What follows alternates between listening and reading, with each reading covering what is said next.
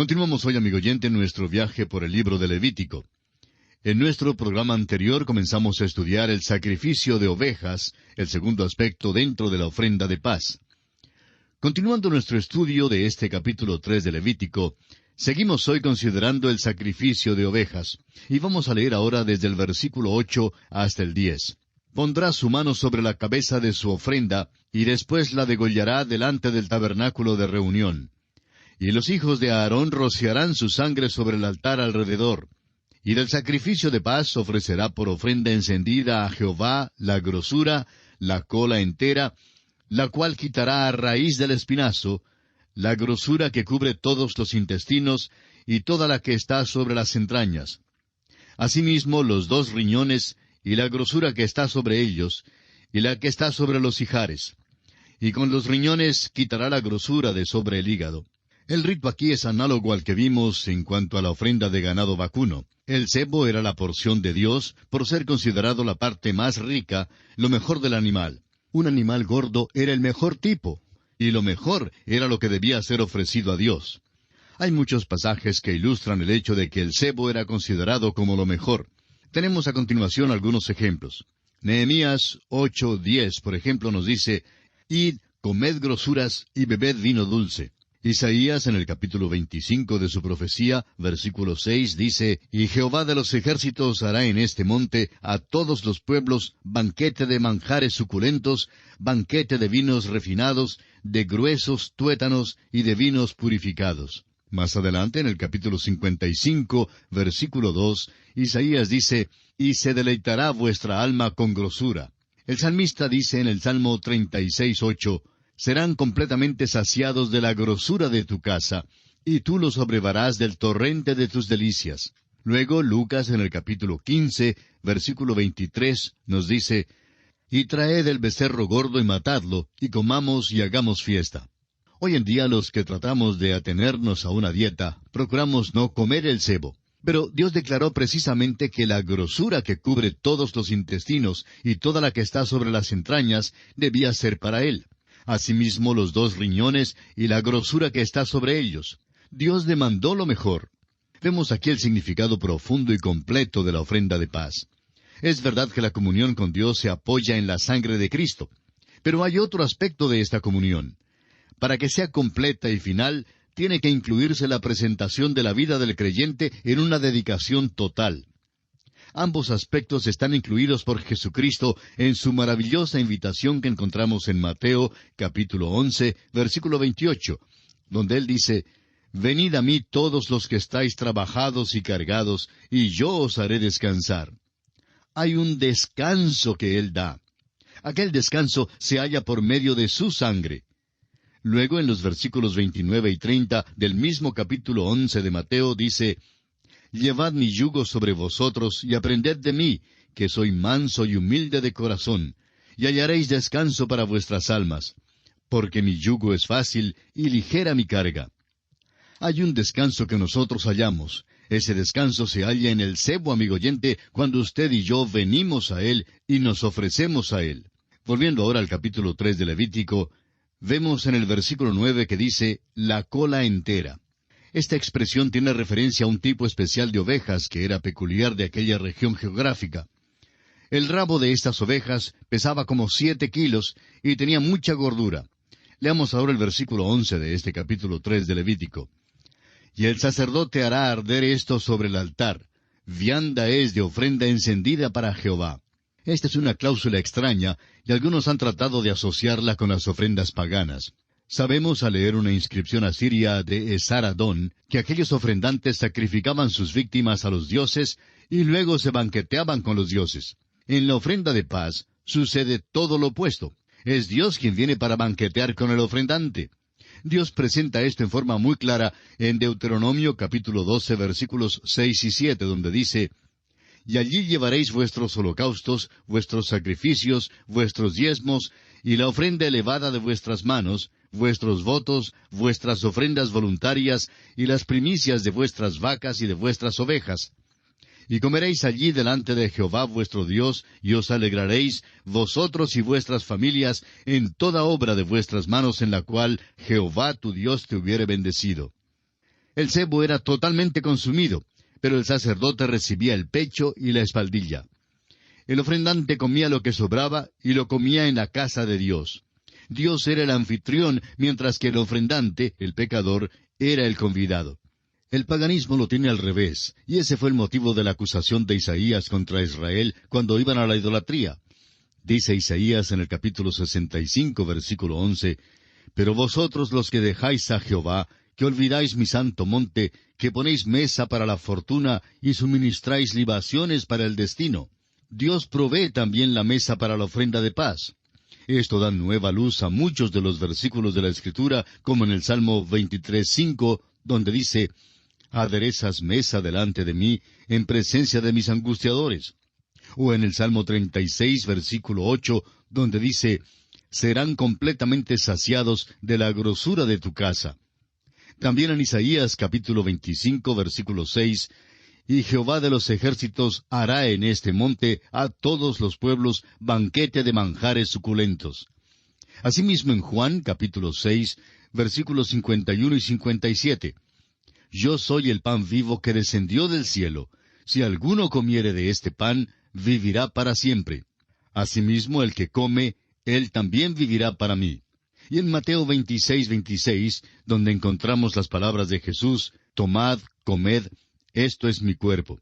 El Señor prepara la mesa de salvación y comunión. Esto es lo que se acentúa en la ofrenda de paz. Esto nos ayuda a comprender la parábola del hijo pródigo.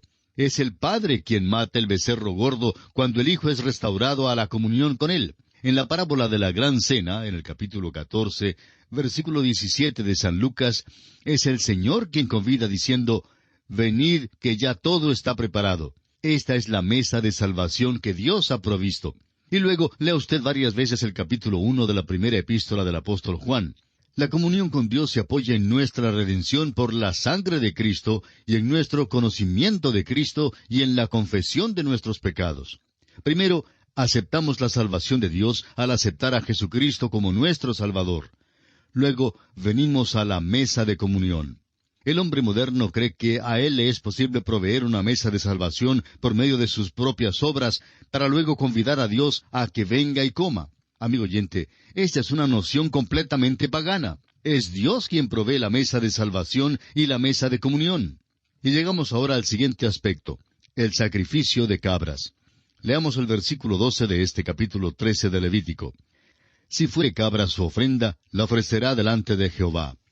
Este es el tercer y el final tipo de sacrificio para la ofrenda de paz.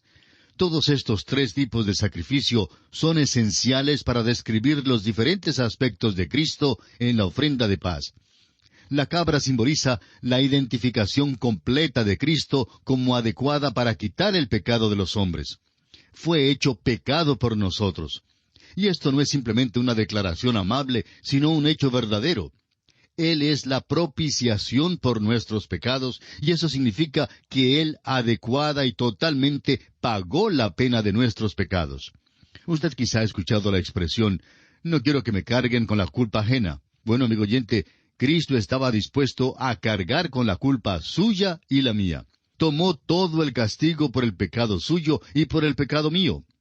Su ofrenda por el pecado es claramente manifestada en Hebreos capítulo 10, versículos 6 al 14, donde leemos, «Holocaustos y expiaciones por el pecado no te agradaron.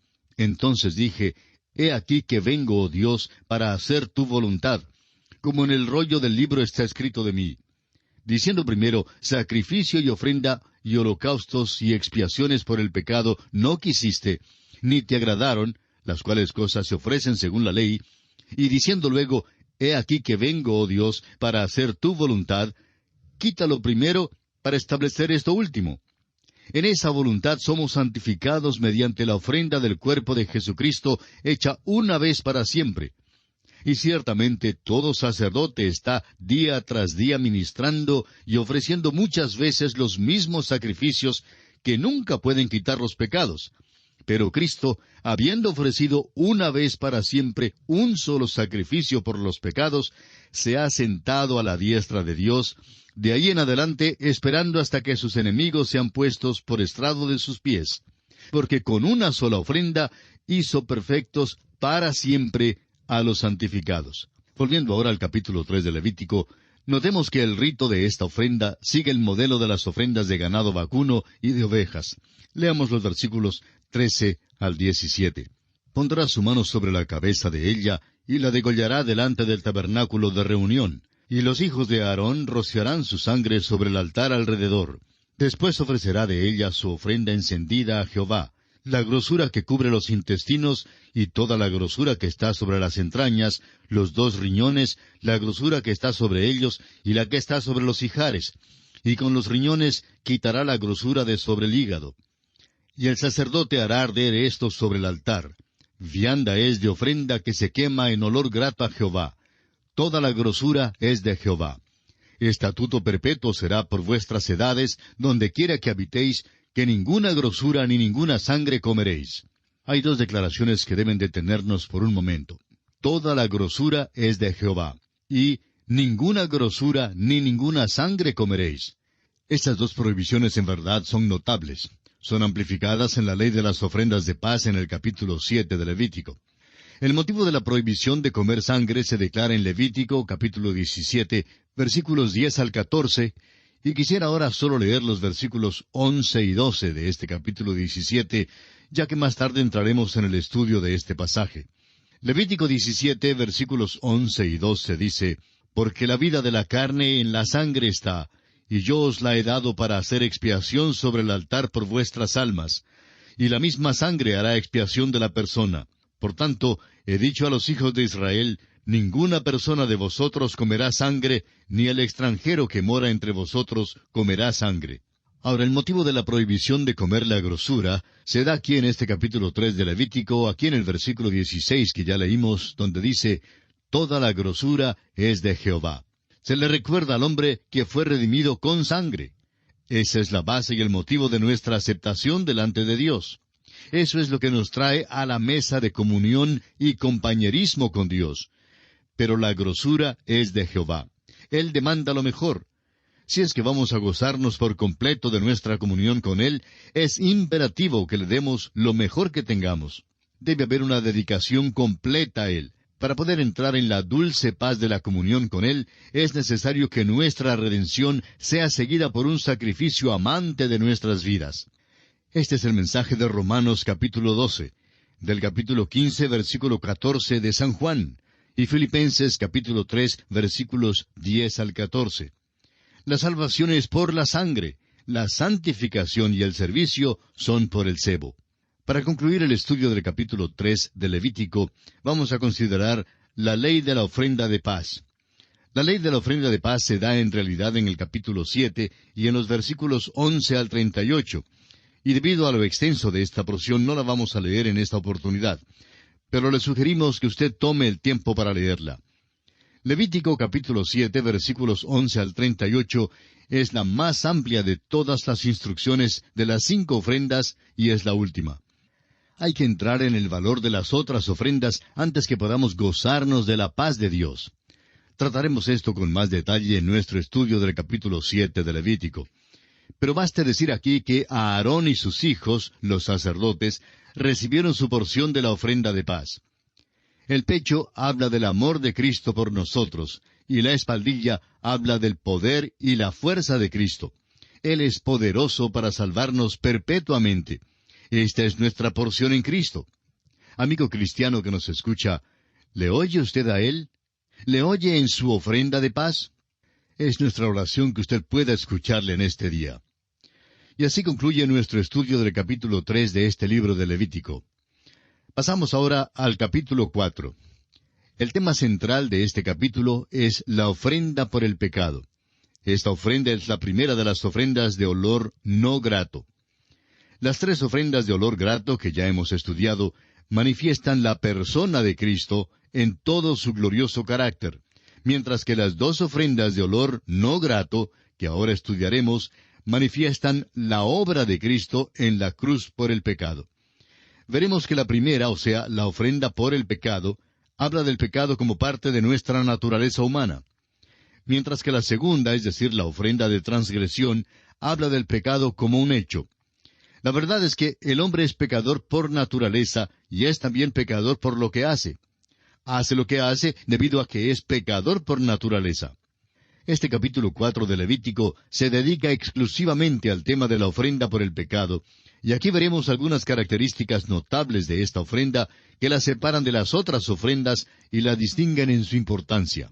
En primer lugar, tenemos aquí el relato bíblico más largo sobre una ofrenda, ya que es 2 veces más largo que cualquiera de los relatos de las otras 4 ofrendas. El relato del holocausto, por ejemplo, tiene 17 versículos. El de la ofrenda de alimento tiene 16 versículos. El de la ofrenda de paz tiene 17 versículos. El de la ofrenda de transgresión tiene 19 versículos. Pero este relato de la ofrenda por el pecado tiene 35 versículos. Es evidente entonces que el Espíritu de Dios le dio mucha importancia a esta ofrenda. Ahora, en segundo lugar, la ofrenda por el pecado era una ofrenda enteramente nueva. No hay constancia en ninguna parte de que antes hubiera una ofrenda por el pecado. No hay previa constancia de ella en las Escrituras. Ninguna nación pagana tenía algo que fuera siquiera semejante a esta ofrenda por el pecado. En tercer lugar, después que se dio la ley, llegó a ser la ofrenda más importante y la de mayor significado. El hecho es que el hombre era pecador antes que la ley fuese dada, pero realmente fue la ley lo que le reveló al hombre que era pecador. La ofrenda por el pecado era ofrecida durante todas las fiestas, de la Pascua, de Pentecostés, de las trompetas y de los tabernáculos. Era ofrecida también en el gran día de la expiación, o sea, el Yom Kippur. Esta ofrenda era lo que permitía la entrada del sacerdote al lugar santísimo. En cuarto lugar, la ofrenda por el pecado estableció un contraste con el holocausto, aunque ambas eran ofrecidas en el mismo lugar. Levítico 6, versículo 25 nos dice: «Habla a Aarón y a sus hijos y diles, esta es la ley del sacrificio expiatorio. En el lugar donde se degüelle el holocausto, será degollada la ofrenda por el pecado delante de Jehová. Es cosa santísima». Donde terminaba el holocausto, allí era donde la ofrenda por el pecado principiaba. El holocausto nos dice quién es Cristo, mientras que la ofrenda por el pecado nos dice lo que Cristo hizo. En el holocausto, Cristo satisface las demandas de las normas altas y santas de Dios. En cambio, en la ofrenda por el pecado, Cristo satisface las necesidades profundas y desesperadas del hombre. En el holocausto vemos lo precioso que es nuestro Señor Jesucristo, y en la ofrenda por el pecado vemos lo odioso que es el pecado. El holocausto era una ofrenda voluntaria, mientras que la ofrenda por el pecado era el resultado de un mandamiento. El holocausto subía, en cambio, la ofrenda por el pecado era derramada. Una ofrenda subía y la otra descendía. Veamos ahora un breve bosquejo de este capítulo 4 de Levítico. Como ya dijimos, el tema central de este capítulo es la ofrenda por el pecado. Y bajo este tema consideraremos los siguientes aspectos. En primer lugar, pecados por yerro, versículos 1 y 2. En segundo lugar, los pecados de los sacerdotes, versículos 3 al 12.